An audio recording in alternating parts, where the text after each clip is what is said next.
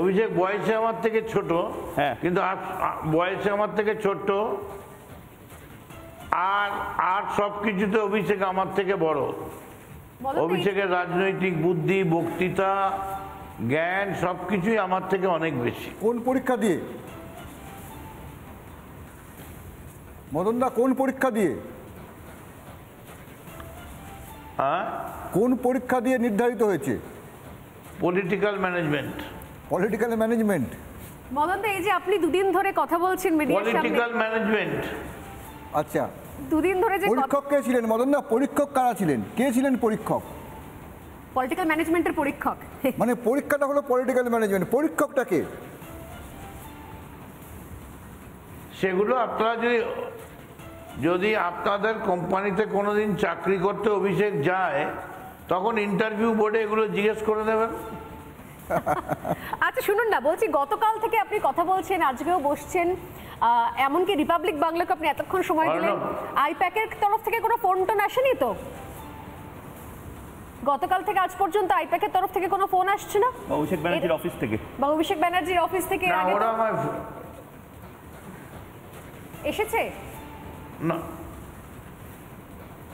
না কোনো ফোন আসে না, কোনো ফোন আসে।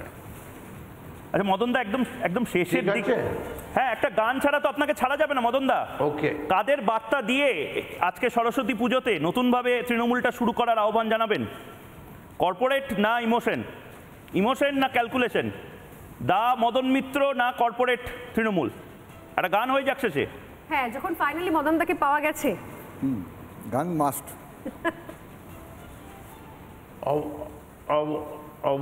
অবশ্যই মা মাটি মানুষের কাছে আবেদন করব, আসুন আমরা সংঘবদ্ধ হই। আমায় সবাই জিজ্ঞেস করে, কে তোমার লাভলি, কার জন্য তুমি গান গাও?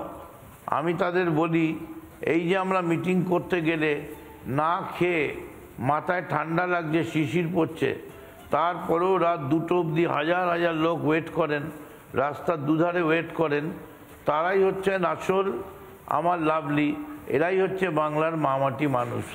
আজ সরস্বতী পুজোর দিনের বাংলার সমস্ত সরস্বতীকে প্রণাম করে আজকে এইটুকুনি আমার হৃদয়ের অন্তঃস্থল থেকে বলি, আমার জীবনের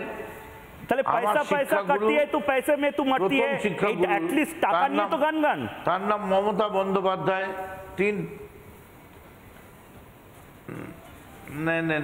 আমার জীবনের প্রথম সরস্বতী হচ্ছে মমতা বন্দ্যোপাধ্যায়, যার কাছ থেকে আমি রাজনৈতিক শিক্ষা নিয়েছি, হাতে খড়ি হয়েছে।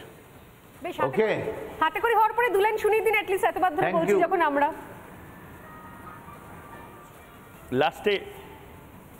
না ছেড়ে না, শুনুন না, এখন ছেড়ে দিন, এখন গান আছে তো অসুবিধা আছে ওখানে। আচ্ছা, আমি লাস্ট একটা প্রশ্ন আপনাকে করতে চাই, রেগে যাবেন না, যেহেতু লাস্ট প্রশ্ন বলে। কামারহাটির বিধায়ক হতে আপনি কত টাকা দিয়েছেন? ম্যানেজারিয়াল স্টাইলে তৃণমূলকে কত টাকা দিয়েছেন? রেগে যাওয়া যাবে না, কিন্তু রেগে যাওয়া যাবে না। ক্যাশ ফর পোস্ট কত টাকা দিয়েছেন কামারহাটির বিধায়ক হতে? আমাকে তৃণমূল কংগ্রেস থেকে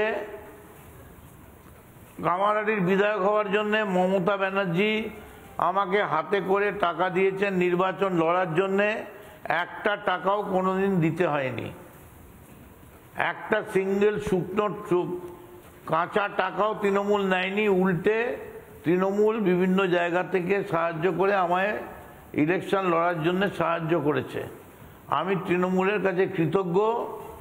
কামারহাটিতে জীবনে কোনোদিন কোনো টাকা পয়সা দিতে হয়নি। বেশ, টাকার খেলাটা কামারহাটিতে অন্তত বন্ধ থাকবে। অনেক ধন্যবাদ মদনদা রিপাবলিক বাংলার সাথে কথা বলার জন্য। নানা ধরনের কন্টেন্ট দেখার জন্য লাইক করুন, শেয়ার করুন আমাদের ফেসবুক পেজ, সাবস্ক্রাইব করুন আমাদের ইউটিউব চ্যানেল। পাশাপাশি অন্যান্য ব্রেকিং নিউজের জন্য অবশ্যই চোখ রাখুন রিপাবলিক বাংলায়।